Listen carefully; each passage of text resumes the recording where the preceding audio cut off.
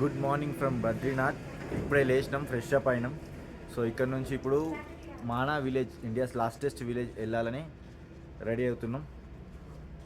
So అక్కడ కూడా వెళ్ళాలి. ఇంత దూరం వచ్చినప్పుడు అది కూడా వెళ్ళాలి కదా. ఇక్కడ నుంచి ఒక 5-10 మినిట్సే ఉన్నది, ట్యాక్సీతో వెళ్ళాలి. సో మా వాళ్ళంతా ఆల్రెడీ రెడీ అవుతుంది చూడని, మొత్తం అంతా రెడీ, ప్యాకింగ్ అవుతుంది. మా తమ్ముడు మాత్రం ఇంకా బ్రష్ చేస్తుండు. నేను కూడా బ్రష్ చేసేసిన, ముఖం కడిగేసిన. సో స్నానం చేసి బయలుదేరడమే. సో ఈరోజు మాడా విలేజ్ మొత్తం ఎక్స్ప్లోర్ చేద్దాం. అక్కడ పాండవులు స్వర్గానికి వెళ్ళిన దారి, ఆ దారి అక్కడ వాళ్ళ ఇట్లా విగ్రహాలు కట్టినవి ఉన్నాయి, అవన్నీ చూపిస్తా, చూస్తుండండి, స్టే ట్యూన్. సో రెడీ అయ్యి బయలుదేరినాం మాడా విలేజ్ కోసం. సో ఇక్కడ నుంచి బస్సులు ఉండవంట, ఓన్లీ క్యాబ్, 5-10 మినిట్స్ రూట్ అని చెప్పిళ్ళు. సో బయలుదేరినాం ఇక్కడ నుంచి. ఆల్రెడీ వెళ్తూ లొకేషన్స్ ఎట్లుంటాయో చూద్దాం. సో ఇప్పుడు మానా విలేజ్ కోసం ఇక్కడ బస్ స్టాప్ ఉంది కదా, బస్ స్టాప్ నుంచి అక్కడ మనం వచ్చిన బస్సులు అవుతాయి. సో ఇక్కడ నుంచి ఇట్లా జీబ్లు ఉంటాయి అన్నట్టు, ఇవన్నీ జీబ్లు.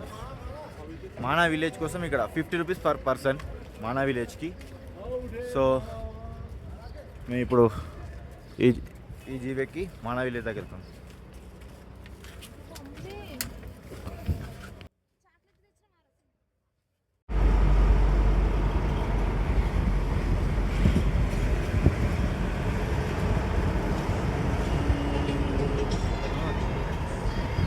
ఆగు తిత్తా.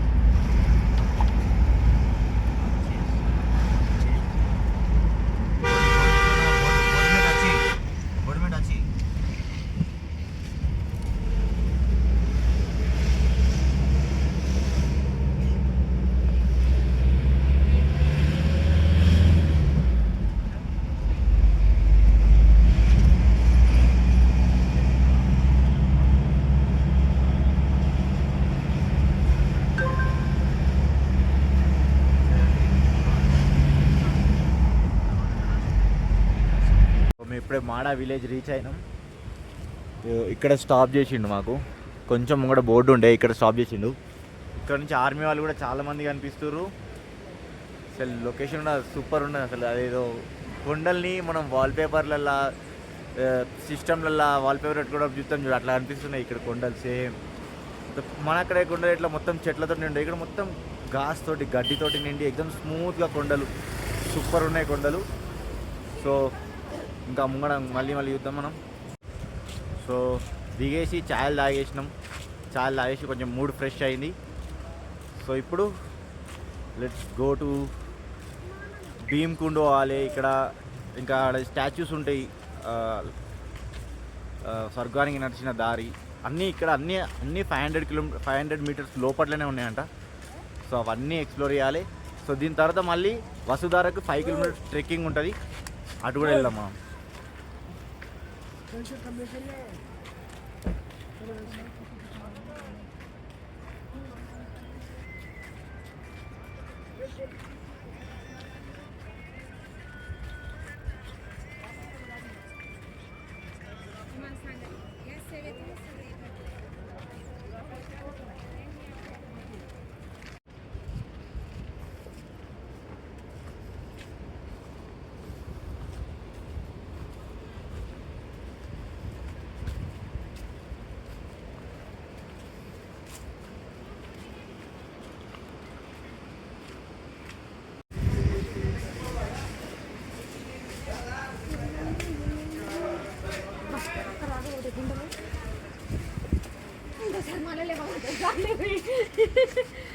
కాదరా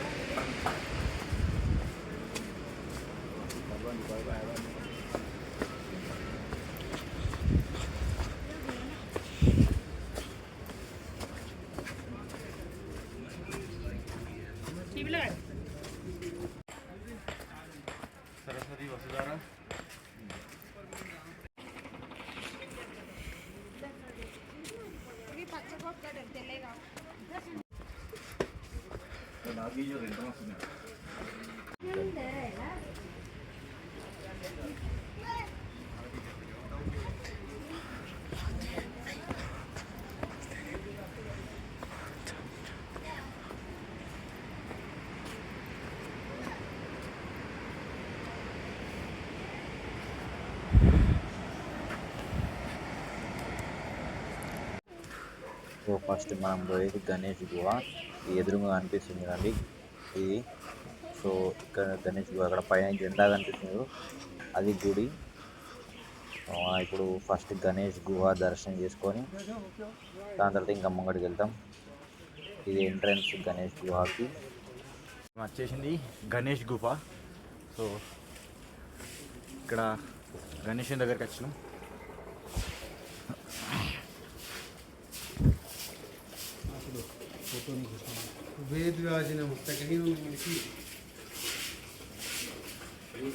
లోపల గణపతి ఉన్నది కనిపిస్తుందా?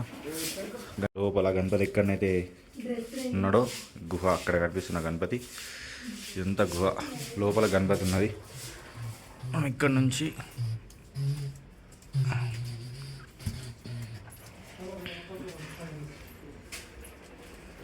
గణేష్ గుహ నుంచి ఇప్పుడే బయటకు వచ్చినాం.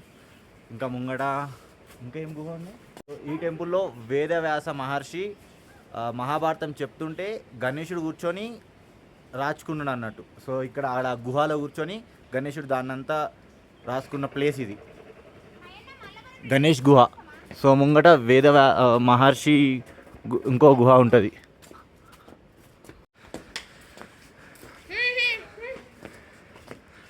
ఇంకా వేదవ్యాస మహర్షి గణేశునికి రాపిస్తున్నది. జరగావా నల్లారం పలక చూసుకున్నారు.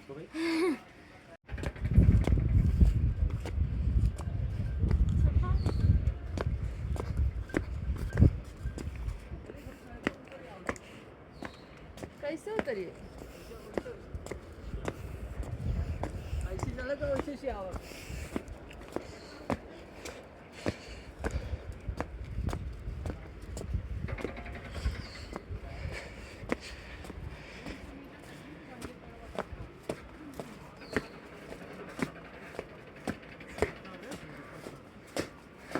గుడిగా నచ్చినాం. గుడిగడికి పోదారా అంటే రీల్ షూట్లు ఫోటోలు ఇవే అవుతున్నాయి. ఈ లొకేషన్ చూసి మా వాళ్ళు ఫోటోలు తీయలేక ఆగలేకపోతున్నారు.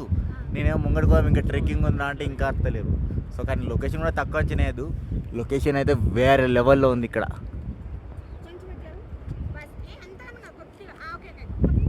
సో ఇక్కడ ఫోటో రీల్స్ అయిపోయినాక ఇంకా ముంగడికి పోవాలి. గుహ ఉంది, ఇంకా గుహ అయిపోయాక ఇంకా కొంచెం ఇంకా ముంగడుకున్నది.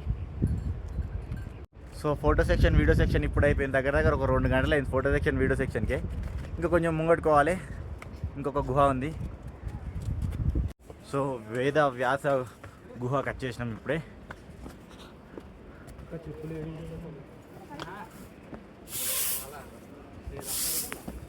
సో ఇప్పుడు మనం వేదవ్యాసుని గుహ దర్శనం చేసుకొని వచ్చేసిన. సో వేదవ్యాసుడు రాసిన ఒక పుస్తకం ఇది. ఇది ఒక కొండలాగా కనిపిస్తుంది కదా, ఇది చూడండి పేపర్స్ లాగా ఎలా పేపర్స్ లాగా ఉన్నదో. యాక్చువల్గా కలియుగంలో ఇదంతా మళ్ళీ కాపీ చేయకూడదు అని చెప్పేసి దీన్ని కొండలాగా మార్చేసిళ్ళు. వేదవ్యాసుడు రాసిన పుస్తకాన్ని కొండలాగా మార్చేసిర్రు. సో మీరు చూడొచ్చు ఇదంతా పేపర్స్ లాగా ఎట్లున్నదో చూడండి. అది అందుకే ఆ గుట్ట ఇప్పటికీ పేపర్ల లెక్క ఉంది. సో ఇదే మొత్తం బుక్ అన్నట్టు, పైన చూడండి బుక్ లాగానే ఉంది. సో ఇవన్నీ పేపర్స్. ఈ గుట్ట కింద వేద మహర్షి కూర్చొని దీన్ని రాసిండు మొత్తం. మళ్ళీ మనుషులు వచ్చి కాపీ చేసేస్తారని చెప్పేసి దీని ఒక బండ రూపంగా మార్చేసిళ్ళు. దీని పేపర్స్ లాగా ఉన్నది గుట్ట ఒకటి చూపిస్తాడు అండి.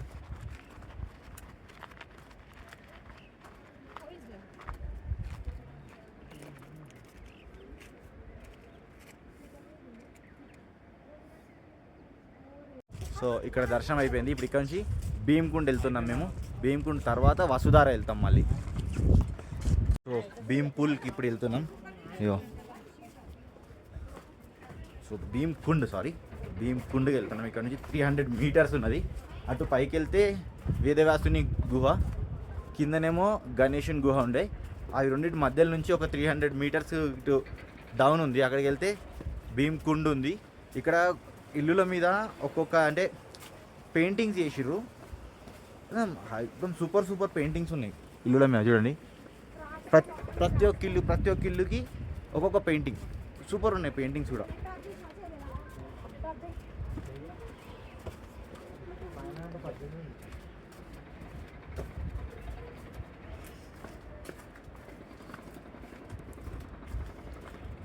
ఇక్కడ గుట్టలల్లో వీళ్ళు క్యాబేజీ అవన్నీ వీళ్ళే వండించుకుంటారు కదా. ఎక్దమ్ ఆర్గానిక్, ఎక్దమ్ ఫ్రెష్ కూరగాయలు అవన్నీ వీళ్ళే వండించుకుంటారు. ఈ పువ్వులు ఇదంతా కాలీఫ్లవర్ అనుకుంటా. ఇది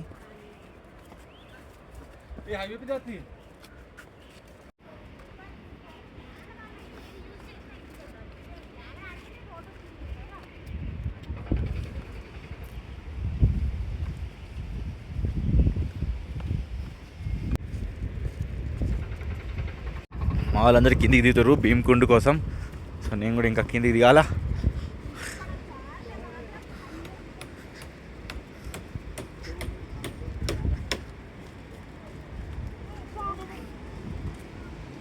స్టాచ్యూస్ కనిపిస్తున్నాయా? స్వర్గానికి దారి.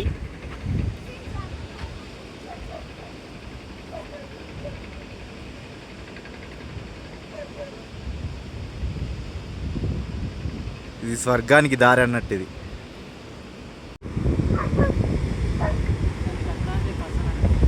నువ్వా? స్వర్గానికి దారి కనిపించింది ఇప్పుడే. లొకేషన్ అయితే వేరే లెవెల్లో ఉంది ఇక్కడ.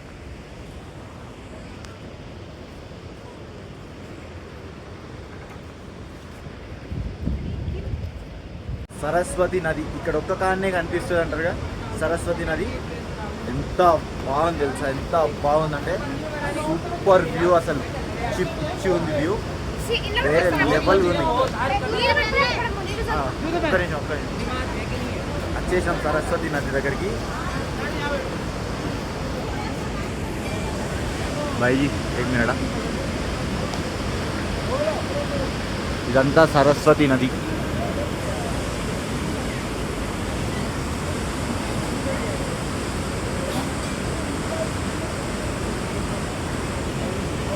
ఇక్కడ కనిపించి ఇక్కడ నుంచి మాయమైపోతుంది నది. ఇది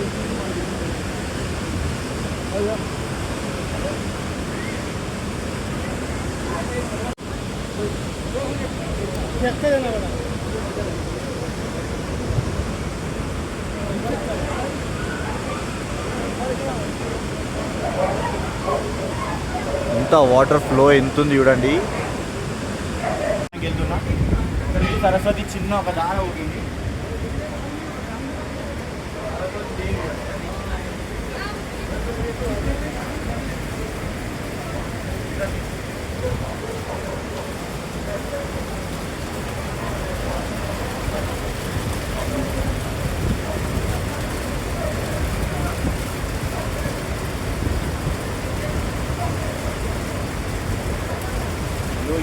పిచ్చి పిచ్చి ఉంది వ్యూ ఇక్కడ.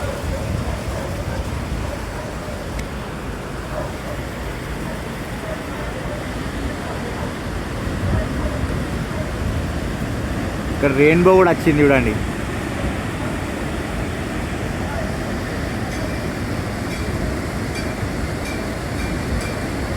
సరస్వతి నది వ్యూ అయితే ఎంత సేఫ్ చూస్తూ అలానే ఉండాలనిపిస్తుంది. సూపర్ వ్యూ అంటే సూపర్ వ్యూ. ఇది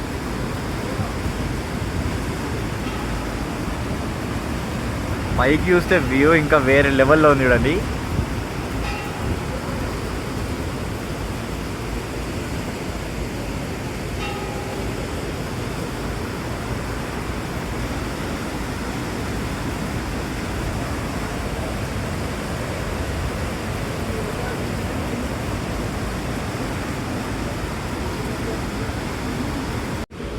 నేను అక్కడ ఇక్కడ ఒక గుడి ఉంది కదా, సరస్వతి దర్శనం చేసుకోవడానికి వెళ్తున్నా.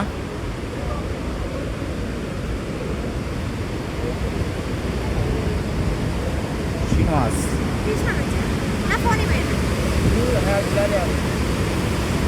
రెయిన్బో చూసినావా?